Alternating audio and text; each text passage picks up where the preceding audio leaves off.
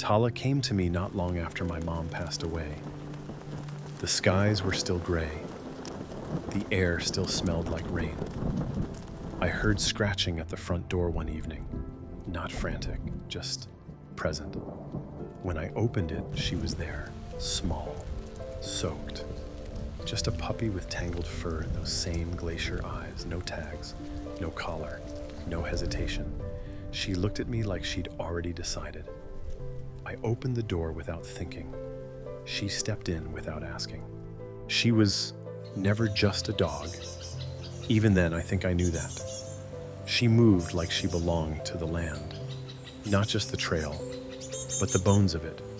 She knew when to slow, when to step aside.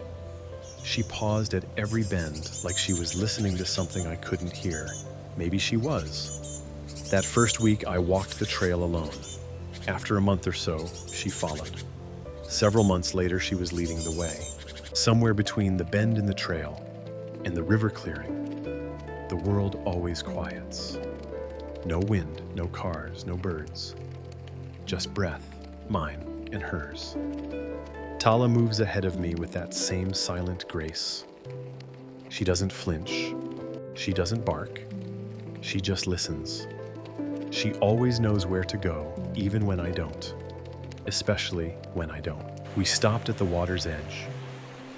The South Platte shimmered, silver, soft, curling past reeds and driftwood like it didn't notice the world watching it. But it noticed us. It always does. There's something about that river, something old. The townsfolk don't talk about it, but the woods do. And if you're quiet enough, if you sit still long enough, you'll hear it breathing. The current hums like memory. The banks whisper like pages turning. I sat on a fallen log while Talah patrolled the edge. Her ears up, her body poised, but not afraid. She's never afraid. She was sent here. I believe that now. Not by luck, not by fate, but by something older. The river remembers, and so does she. And that's when it happened.